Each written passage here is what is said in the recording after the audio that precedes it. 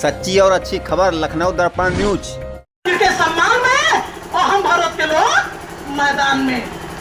तो आज हम भारत के लोग बड़े ही सौभाग्यशाली हैं कि हमारे भारतीय संविधान निर्माता परम पूज्य बोधिसत्व डॉक्टर बाबा साहब भीमराव रामजीराव शाक्यपाल अंबेडकर साहब जी की महान दया एवं महाकरुणा है कि उनके द्वारा बनाए गए भारतीय संविधान के कारण आज हम भारत के लोग स्वतंत्र भारतीय नागरिक के रूप में यहाँ उपस्थित हैं और देश के महान अन्नदाता हमारे किसान देवता और उनकी समस्याओं पर विचार विमर्श करने हेतु यहाँ पे हम भारत के लोग उपस्थित हुए हैं।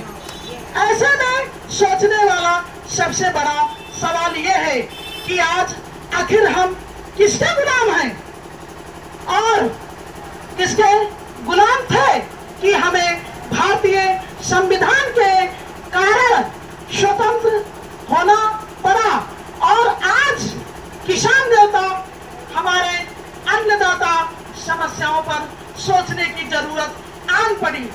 यह अपने आप में एक बड़ा सवाल है। तो मैं सबसे पहले आपको यह बताना चाहती हूं कि जिस अन्य देवता के बल पर हम विचार करने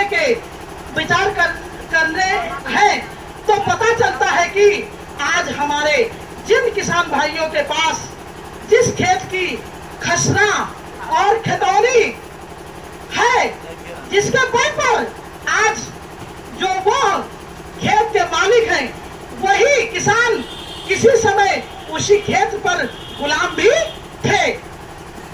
ये तो हमारे भारतीय संविधान निर्माता परम पूज्य बाबा साहब भीमराव अंबेडकर जी के महान दया है कि संसद में किसानों के लिए लड़ाई लड़ी और यह साबित किया कि जो किसान जिस भूमि पर जोत बो रहा है वही उसका असली मालिक है।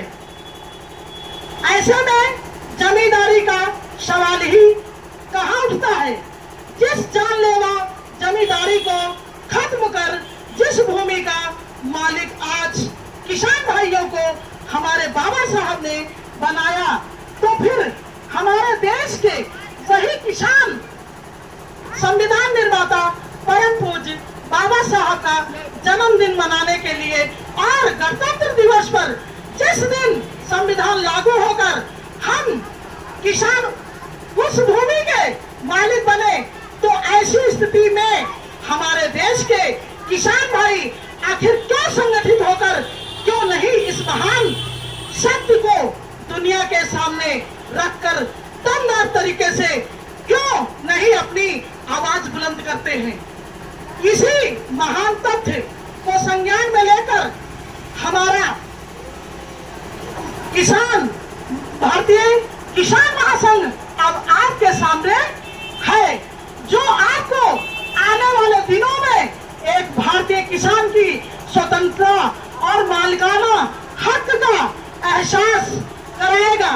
डॉक्टर उमेश कुमार के नेतृत्व में कराएगा और एक सच्ची भारतीय स्वतंत्रता का स्वाद भी चखाएगा।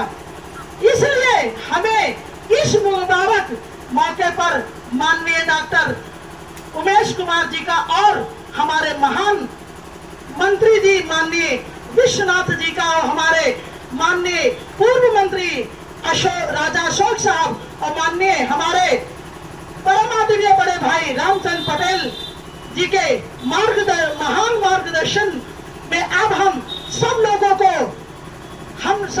को देश को दिशा निर्देशन में आगे बढ़ने की ये महान संविधान निर्माता और उनकी महान भारतीय परंपरा के महान महापुरुषों को महानमन सिद्ध होगा। यही इस अवसर पर मंगल कामना करती हूँ और यह विशेष रूप से बताना चाहती हूँ क्योंकि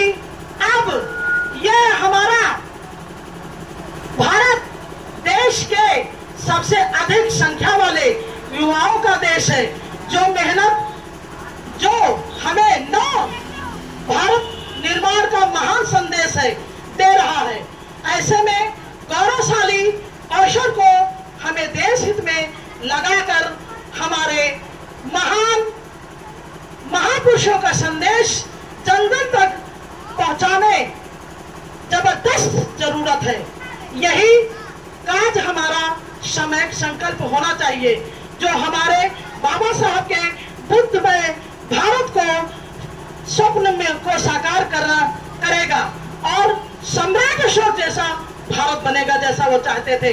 सम्राट अशोक क्या चाहते थे कि हमारा भारत बुद्धमय भारत हो, हमें युद्ध नहीं बुद्ध चाहिए और धर्म हमेशा शुद्ध चाहिए। और बड़े ही हम लोग आज गौरवशाली भाग्यशाली हैं कि इतना अच्छा नेता हमें नेतृत्व करने वाला इस क्षेत्र से, इस शेखोपुर गांव से हमें मिला है, जो 24 घंटे हम लोगों की समस्याओं के लिए खड़ा हुआ है। जोरदार तालियों से स्वागत करिए राष्ट्रीय अध्यक्ष महोदय का, माननीय परमादरणीय बड़े भाई पटेल साहब का, माननीय परमादरणीय माननीय अशोक साहब का, प्रदीप बौद्ध का, माननीय विमल ठेकेदार जी का, शिव कुमार रावत जी का, अनुज कुमार शुक्ला जी का, मीडिया प्रभारी संपादक लाल जी का, और हमारे आयोजक संदीप कुमार जी, और जितना ही हमारे ग्रामवासी क्षेत्रवासी है, मैं उनका सबका धन्यवाद देती हूँ। और वाणी को विराम देने से पहले ये कहना चाहती हूँ कि कंधे से कंधा मिला करके हमारे डॉक्टर उमेश भैया जी का साथ दीजिए। अभी तो ये अंगड़ाई है, आगे बहुत लड़ाई है। और मैं सलाम करती हूँ, नमन करती हूँ इस धरती को कि ये अवसर मुझे यहाँ मिला और अपनी बात कहने का मौका मिला। इसके लिए पूरा क्षेत्र कि मैं आजीवन आभारी रहूंगी और ऋणी रहूंगी। इसी कड़ी में जितना मैं कहूँ उतना कम है। आप लोगों ने मुझे समय दिया, इसके लिए आयोजक टीम और मीडिया प्रभारी और हमारे अतिथियों, सभी अतिथियों को, जितने भी मंच पे बैठे हैं जिनका नाम मैं नहीं बोलूं, सबको धन्यवाद देती हूँ। तो इसी के साथ नमो बुद्धाय, जय भीम, जय भारत, जय जवान, जय किसान, जय विज्ञान, जय सम्राट, जय हो महाराजा बिजली पासी, जय हो सुभाष चंद्र बोस की, सुभाष चंद्र अमर रहे, और जय हो भारत के लोगों की, जय हो भारत के किसानों की, और जय हो इस देश की धरती को, और जो हमारे इस गांव क्षेत्रवासियों की जय हो, हमारे सभी अतिथियों की जय हो, राष्ट्रीय अध्यक्ष की। धन्यवाद। महोदय जी अपना पहले परिचय बताएं। महोदय जी, मेरा नाम डॉक्टर उमेश कुमार जी। किसान महासंघ राष्ट्रीय अध्यक्ष जी, तो ये किसान महासंघ बनाने की क्यों आवश्यकता पड़ी? देखिए, आज समाज में किसानों की समस्या को देखते हुए क्षेत्र में बहुत समस्या और सभी समस्या को देखते हुए मुझे आया कि ये किसानों की समस्या को कैसे निराकरण किया जाए। इसलिए हमने एक भारतीय किसान महासंघ का संगठन का हमने स्थापना किया।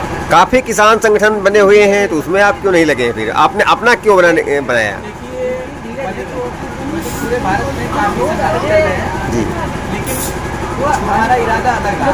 जी।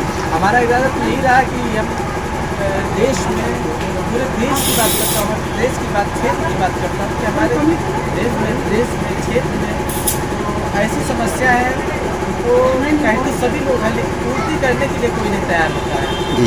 इसलिए हम अपने सहयोगी, जितने भी हमारे सहयोगी वरिष्ठ हैं, उनसे मैं उनके शरण में भी गया और उनसे अनुरोध किया कि मेरा सपोर्ट साथ कीजिए और हम समाज के लिए और किसानों के लिए, मजदूरों के लिए, युवाओं के लिए कुछ नया करके दिखाएं। ये मेरा विचार रहा।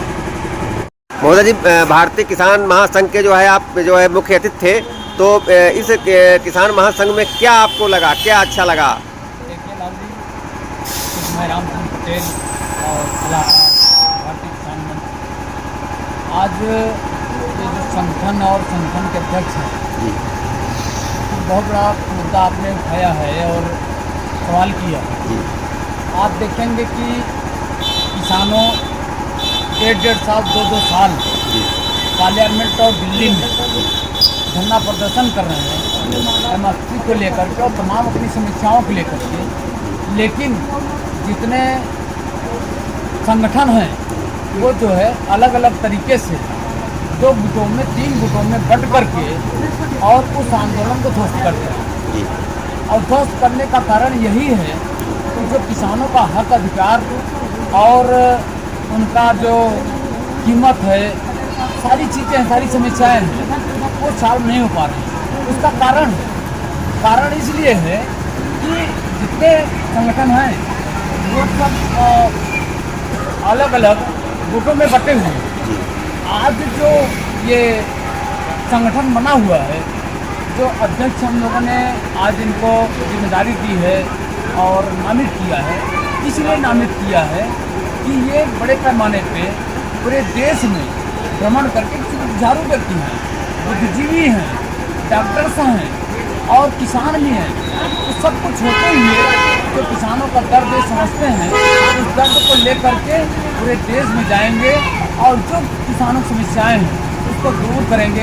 इसलिए आज संगठन बना है और यह संगठन का उद्देश्य जो आज रखा गया है उसको पूरा करने का हम लोग उनका साथ देंगे और प्रयास करेंगे कि पूरा करने का निभाएंगे। किसानों को क्या संदेश आप देना चाहेंगे? किसानों को क्या संदेश देना चाहेंगे आप? किसानों के अधिकार जी की लड़ाई लड़ने के लिए, किसानों के एकजुट होने के लिए, किसानों की लागत को अपने को तय करने के लिए, किसानों की बिजली की समस्या, खाद की समस्या, पानी की समस्या, जितनी समस्याएं हैं उसको जागरूक करने के लिए संदेश लेकर के हम लोग जाएंगे, उनको जागरूक करेंगे और जागरूक करके खुद वो जो अन्न पैदा करें, जो सब्जी पैदा करें, जो चीज़ें पैदा करें उसकी कीमत खुद वो तय करें, अपने अधिकारों को लें। ये संदेश लेकर के हम लोग किसानों के बीच जाएंगे। महोदय जी, आपको तो सभी लोग जानते हैं कि आप भाजपा के पूर्व मंत्री रह चुके हैं, तो ये भारतीय किसान महासंघ बना है, तो इसके बारे में आप क्या कहना चाहेंगे? ये कोई संगठन नहीं है, ये महासंघ है। अभी तक हमने देखा कि बहुत संगठन बने रहे, लेकिन क्योंकि कहीं न कहीं राजनीतिक दलों से उनका मिलान हो जाता है और है जनता तक पहुँच नहीं पाती। इनका सारा मिलाकर के हमने कहा कि इन संगठनों से एक प्रतिनिधि लेकर के एक ऐसा संगठन बनाया जाए जो किसानों के हित के लिए लड़े, और इसके लिए हमें जो कुछ भी करना पड़ेगा, सरकार से भी अगर सिफारिश भी करनी पड़ेगी, लेकिन ये है कि जो भी उससे बनाए सरकार से आए वो हमारे किसानों तक पहुँचे। उसके मार्गदर्शन के डॉक्टरों ने जी उन्होंने किया कि आप इस क्षेत्र के हैं, एक युवा हैं, उत्साही हैं और हमारा हमेशा इनके साथ समर्थन रहेगा और हम प्रयास करेंगे कि हमारी लड़ाई आगे लड़े और महासंघ बनकर एक संघ की तरफ जाए। बहुत बहुत धन्यवाद।